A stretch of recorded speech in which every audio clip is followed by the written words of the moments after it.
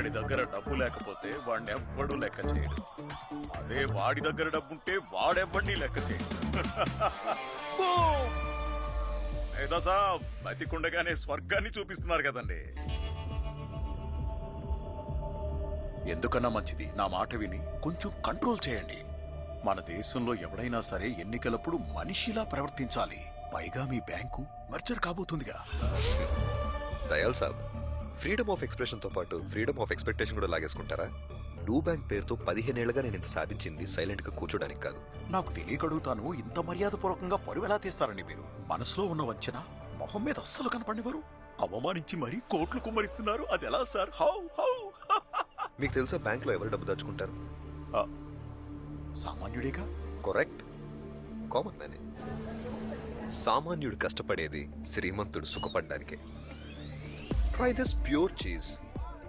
Siberian donkey పాలతో తయారు చేశారు. Common man is just like a donkey. వాడి ఇంట్రెస్ట్ వాడి పని మీద, కానీ మన ఇంట్రెస్ట్ వాడి అకౌంట్ మీద.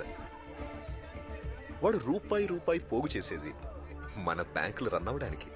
50 రూపాయల ఏంటి బాబు నువ్వు మరీ చెప్తున్నావు? 30 రూపాయలకు మామిడి పళ్ళే దొరుకుతాయి.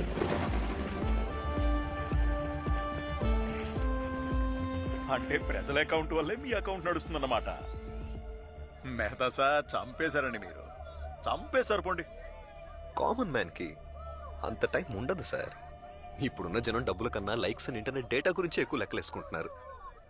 ఈ 10-20 గురించి పెద్దగా పట్టించుకోరు.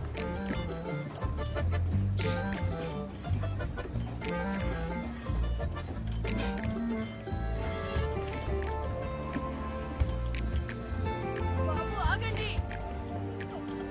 నీకే బాబు చెప్పేది. బాబు బాబు ఆగండి.